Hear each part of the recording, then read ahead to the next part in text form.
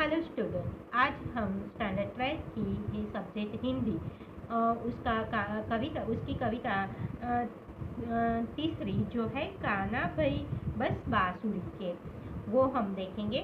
जो हमने previous video में वो उसका पहला पद देख लिया था, लेकिन फिर भी आज मैं आपको थोड़ा उसका रिवीजन करवा रही हूँ, जिसके कवि है रसखान जी, और जिन्होंने उसमें पहले पद में कान्हा के संग रहने वाली जो बांसुरी है उसकी ईर्षा गोपियाँ जो कर रही थी, और गोपियाँ जो है वो बांसुरी को अपनी सोच मान रही थी, ये पहले पद में उसने बताया था।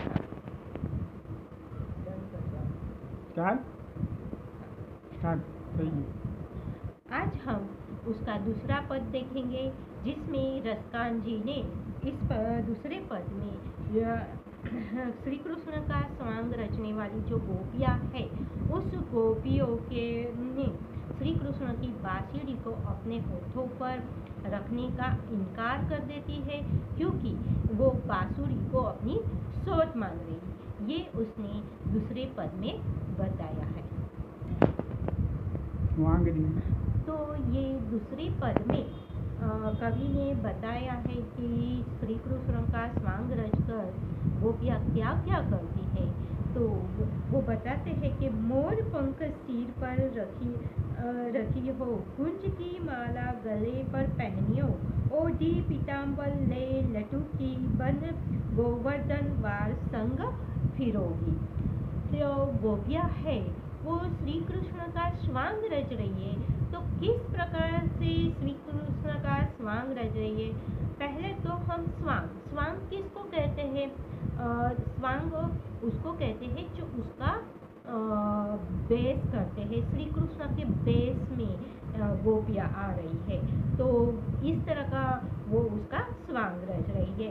जैसे कि मोर पंख सिर पर रखियो, श्री कृष्ण का हमेशा मोर पंख धारण करके ही मुकुट धारण करते हैं, वैसे ही गोपियों ने यहाँ अपने सिर पर मोर पंख रूपी मुकुट धारण किया है। और आगे गुंज की माला गले पर पहनियो, गुंज की माला श्री कृष्ण के गले में हमेशा गुंज की माला पहने हुए होते हैं, वैसे ही गोपियों ने भी अपने गले में गुंज की माला पहन रखी थी।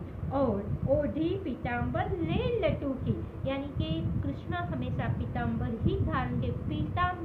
पीताम्बर का मतलब हो गया पित्त प्लस अंबर। पित्त यानी के पीला और अंबर यानी के वस्त्र, पीला वस्त्र धारण करने वाले। ये समास भी है, इसको कर्मधारय समास कहते हैं।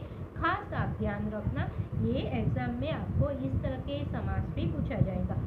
तो पीताम्बर यानी कि श्री कृष्ण ने पीले रंग का वस्त्र धारण किया है, वैसे ही गोपियों ने यहाँ भी पीले रंग का वस्त्र धारण किया था।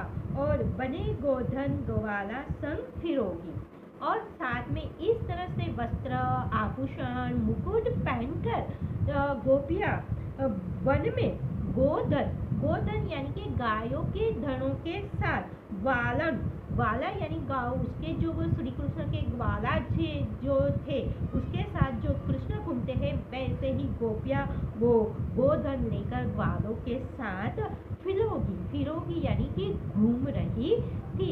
तो इस प्रकार से श्री कृष्ण का स्वांग रचकर गोपियाँ जो है वो वन में घूम रही थी। आगे बताते हैं कि भाव तो वही मेरो रसखानी, सो तेरे कहे शब स्वांग करोगी, या मुल्ली धर की अधरा रंधरी अधरा न धरू।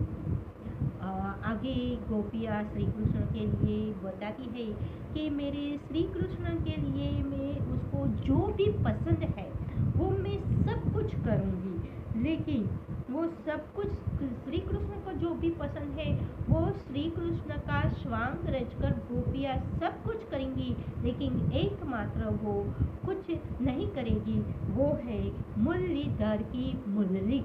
वो अपने अधरों पर, यहाँ लिखा गया अधरा धन धरी अधरा, यानी कि अधर यानी कि होठ, अपने होठों पर उसकी मुरली वो कभी रखेंगी नहीं। श्री कृष्ण को पसंद है वो सब कुछ करेंगी, लेकिन कृष्ण की सबसे प्राण प्यारी जो मुरली है वो गोपियाँ है, वो अपने अधरों पर यानी कि होठों पर कभी नहीं रखेंगी, क्योंकि गोपियाँ जो है श्री कृष्ण की मुरली को अपनी सौत मानती थी।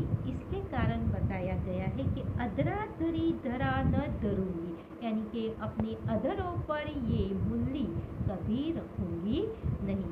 इस प्रकार से रसखान जी ने यहाँ श्री कृष्ण के मुरली पर जो गोपियों की ईर्षा थी, गोपियाँ उसको सोच मान रही थी, वो यहाँ 2 पदों में बताया गया है। स्टूडेंट, इसके बाद हम काव्य यहाँ ही समाप्त हो रहा है। उसके बाद हम इस काव्य के जो प्रश्न है उस प्रश्नों की चर्चा करेंगे।